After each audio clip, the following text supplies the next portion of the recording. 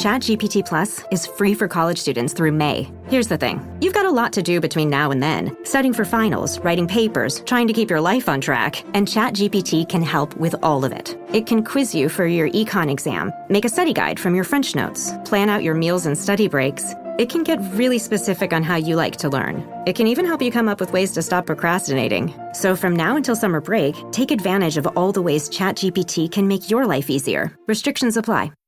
Every week around this time, we check in with the one and only Brian Kilmeade, one of the most widely listened to, widely read, and widely watched media personalities in the entire country.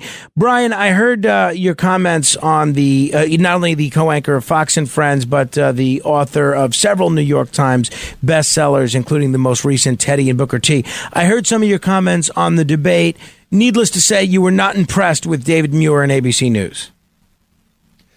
Yeah, I mean, I don't think Trump had his A game at all. I mean, the more I looked at it, I watched the whole replay. You and I got these odd hours, so we get to see replays of this. And, I mean, there were just so many openings they could drive a truck to. The thing that's happened over the last 24 hours is that people are saying, you know, she performed well. She seemed composed after the first few minutes. Okay. Number two is, what do we know now that we didn't know before? We know that, you know, she'd stand there. We know what she looks like without Joe Biden. Okay, fine. But what do we know about what she will do, and what do we believe?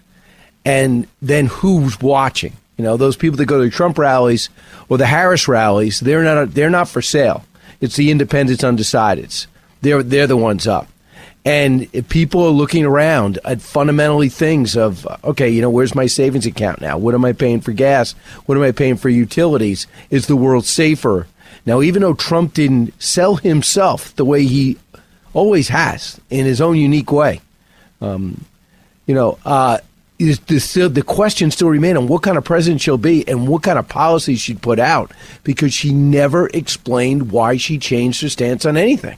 I mean, do you think if Trump just walked out and just said, I'm going to open up the border, I need more immigrants in here, and just reversed all his policies, people would say, okay, I don't believe it because I know what you did. We don't believe it because we know what you're doing. So why do we believe it now? We still don't have an answer to the question. And I was watching these focus groups across CNN, too, and mostly CNN, and saw some mini ones on Fox. And they were just saying, I don't have any more answers. And then you see James Clyburn again tell the truth.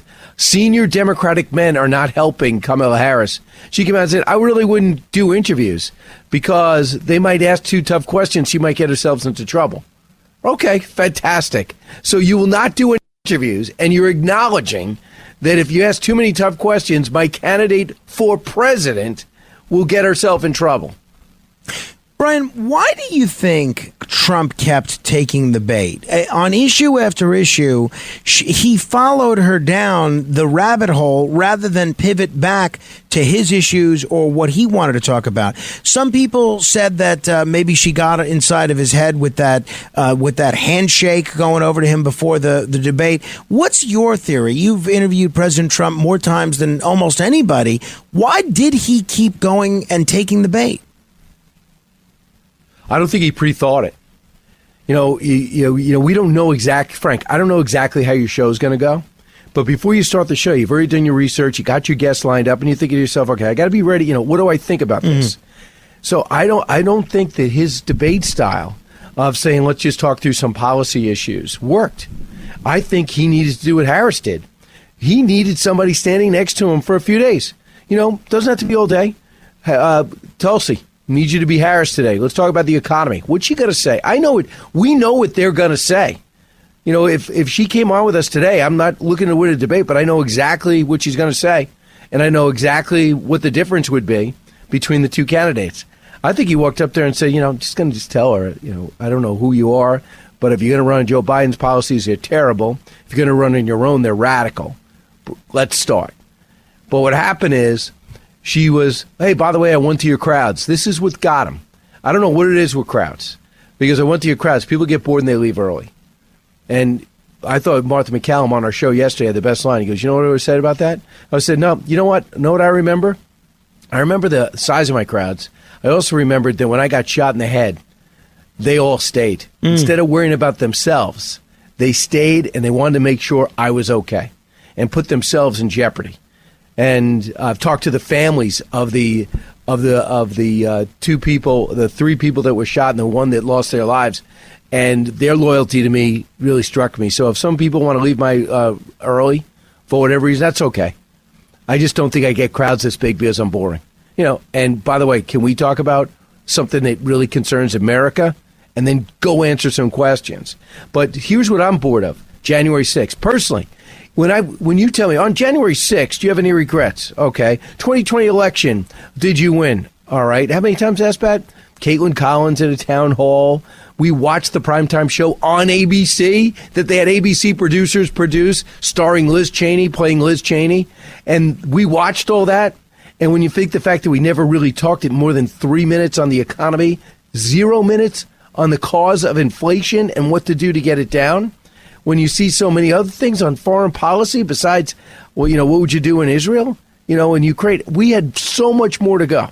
And no and discussion. I just thought that their top 10 list was weird. Yeah, no discussion at all, by the way, on criminal justice issues, which is so odd considering you have one guy up there that signed the First Step Act and another person up there that was a longtime prosecutor. You'd think there'd be at least a mention of the criminal justice system beyond, this person's a felon. So, yeah, you're right. The issues that they chose to focus on and not focus on were odd. You mentioned... And Frank, how about just ask her? They said they rolled out in a question. They named 6 flip-flops. And she says, I'm going to answer every one of them. But let's start, since we're in Pennsylvania, with fracking. She never answered why she flipped on fracking and never touched anything else. And this thing called a follow-up question might have been important. It doesn't look like these two anchors or moderators were rivals. So one could follow up. They say, do you mind just a second? The other 5. Why did you flip? And why President Trump, and why they said, today it emerged, you told the ACLU that you're pro transgender surgery for illegal immigrant criminals. Right. Can you explain that? Can you explain, do you believe that transgender boys should be playing girls' sports? So if you want to go do that, if you want to do this culture thing, let's do it. Now, her answer would be, it very rarely happens. He goes, well, no, it's happening. It's happening regularly, and it's going to be happening more. And we could get into that. And let her explain. Let her explain it. Let her explain. You said you wanted Medicare for all. Bernie Sanders just told us yesterday you still want it, essentially, but you're not going to say it because you want to get elected. What do you say to that? And what happened? Did the math not end up? So if you're going to ask him about Obamacare, something that it was a number one issue for about 8 years, but it hasn't been for 4. Mm-hmm.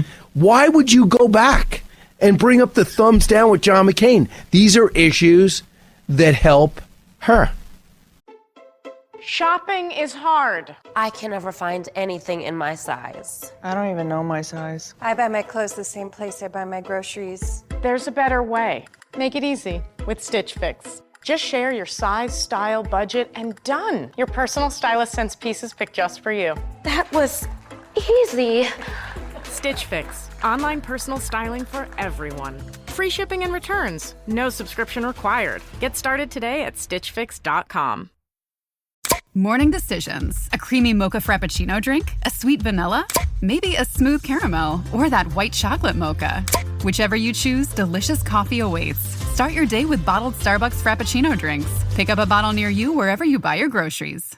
Paraday presenta Ojos con Alergia y Picazón contra el jardinero. Y el ganador es Paraday Extra Fuerte. Para aliviar la picazón de los ojos por alergia, actúa más rápido y supera Claritin y Flonase aún a las 24 horas. Paraday, adelante.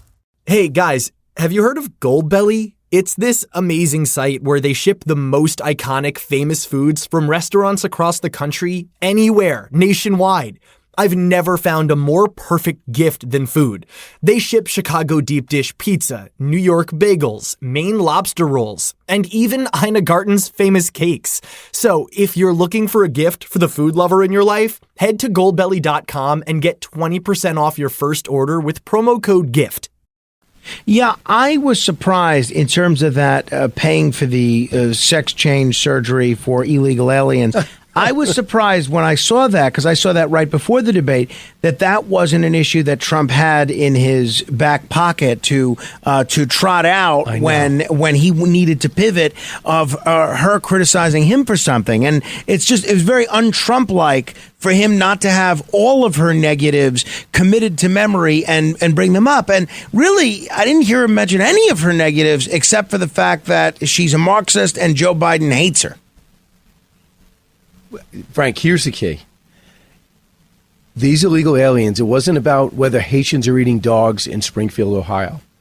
It was about towns and cities, big and small, that have been forever altered and stressed and changed because of illegal immigrants that have been placed, pushed, flown without permission into these towns.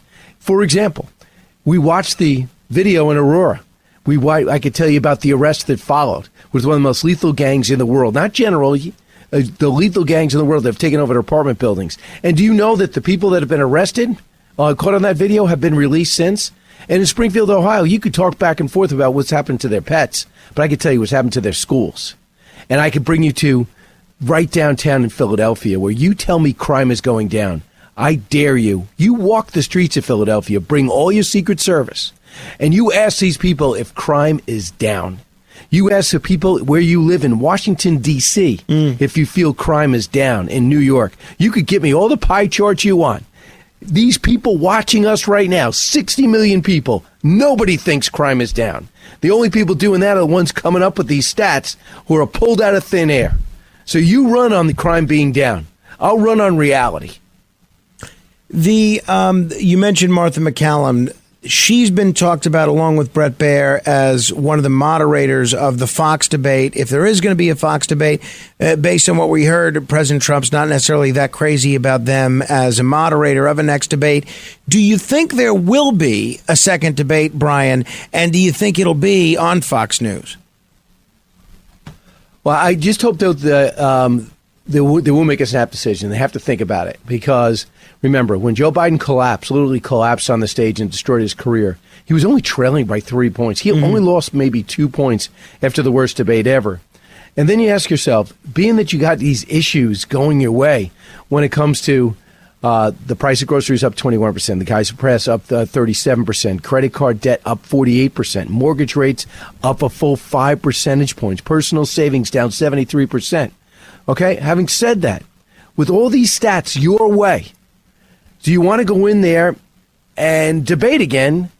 Early voting is already well underway in just about all 50 states.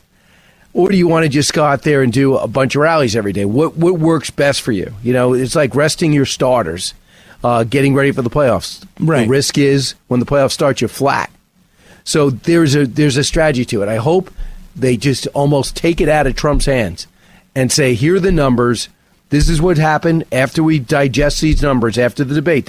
I think if they're honest with him, they'll tell him it didn't go well. So would you rather go out there, do interviews, tell your story, do a better job telling the story, know that she's going to sit down and get herself into trouble? Now, the one trump card she could use, pun intended, is I'll do it on Fox. I'll do anything to fight you, to debate you. I'll do it on Fox. Do you really want to turn down a Democrat on Fox? Now, meanwhile, the fact is, and you know this, your audience knows this, Brett and Martha will get the top 15 issues and let these people fight it out and have a rough grasp right now. Like you and I live this every day. We don't really need a fact checker on staff. We know when someone's just making things up. The flip-flops, they'll go back and they'll say, but you only answered about fracking. You didn't really even tell us. So they will do a fair job. And it's not Jesse Waters and Sean Hannity. It will be Martha and Brett. And he told us, I don't like Martha and Brett. But I don't think that's true. I don't think that's true. I think they spar when they do interviews, but they like each other. In fact, I think Martha told me after doing the show he was going to call him yesterday. So, it's okay. With Trump, this is the thing. He gets mad at you, but he doesn't duck you. You could still call him, or you see him and you go, listen, you were terrible. You were terrible yesterday. You were terrible, and I don't think I was terrible. Why do you think I was terrible? Oh, on immigration. What are you guys thinking? But we have it out, and then we start talking again. And that's what I appreciate about him. He wants you to kiss his ass, but when you don't, he will tell you, I'm disappointed in you, but you can move on. Yeah, well said. I mean, what an astute analysis of his psyche and where he is on approaching people and approaching issues. If people are just tuning in, we're talking with Brian Kilmeade. You can catch him this morning on Fox and Friends, and then a bit later on his nationally syndicated radio program. Brian, we were talking right before you got on about the MTV Video Music Awards and how it took place on September 11th. What's your view of that? Do you think that's disrespectful? Good question. I mean, should they have the debate on September 10th? No, I mean, I don't think it's a national holiday. I don't think it's disrespectful. Taylor Swift mentioned it on stage, and I thought that was great. I mean, we don't take off on Pearl Harbor. We schedule Pearl Harbor Day, and I imagine when we go back in time, if you wanted to look it up, I'm sure we were doing stuff on December 7th, maybe because there was so many big days after World War II, VJ Day, the victory in Europe, so the whole, maybe there were so many, but I have no problem with this, but I love the fact that she referenced it. Right, me too. Absolutely. I don't know who else did. I find it entirely, that's not my thing. I love that the UBS Arena got it. You go to Elmont. You tell me a few years ago, before they built that arena, that they would have something so Hollywood in Elmont, New York, off the Cross Island. You got to be kidding me. But they did it, and they showed up. So I thought that was cool. It's a great talk show. That's a great question, though, to throw out there. But I'm so thrilled that they do such a great job commemorating that day downtown New York. And if anyone hasn't seen that 9/11 memorial, it's not just good. It is so worthy of the impact of the day. They did such a great job because, Frank, for the longest time it was, when are we going 10 years, to build over 10 something? years. There was a giant hole in the ground for over a decade. Yeah, no, exactly. Yeah, and they couldn't agree on anything, and so... Brian Kilmeade, we saw the Jets and Giants both come to a disappointing finish last weekend. How are you feeling about the Jets season? I mean, it looked like we saw a lot more life from Aaron Rodgers than we did all of last season, just in one game. What's your take of where the Jets are headed? I think the defense is correctable. They didn't play well. I mean, but they have talent. And I didn't watch every down because we had this other job, but I thought that Rodgers was fine.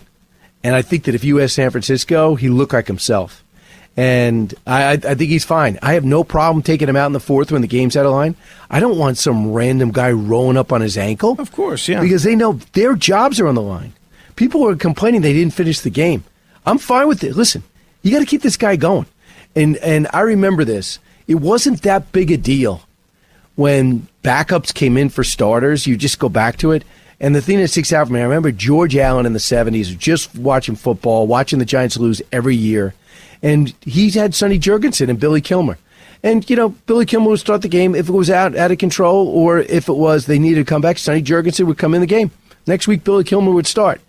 I mean, what you do is you get your cut, Fran Tarkenton. You get your starters, you get your quarterback safe, as that's the key more than ever.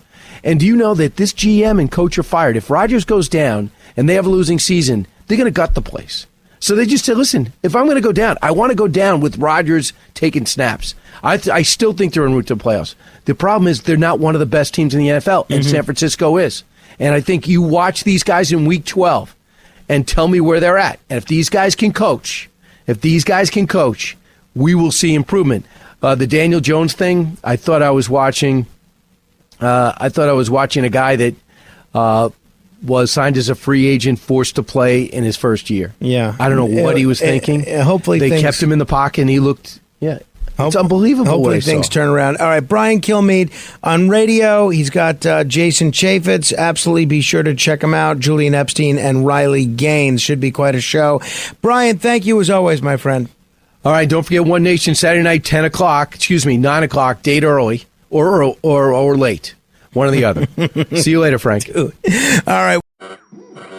We interrupt this program to bring you an important Wayfair message. Wayfair's got style tips for every home. This is Nicole Byer, helping you make those rooms flyer. Today's style tip: when it comes to making a statement, treat bold patterns like neutrals. Go wild! Like an untamed animal print area rug under a rustic farmhouse table from Wayfair.com. Ooh, fierce! This has been your Wayfair style tip to keep those interiors superior. Wayfair, every style, every home.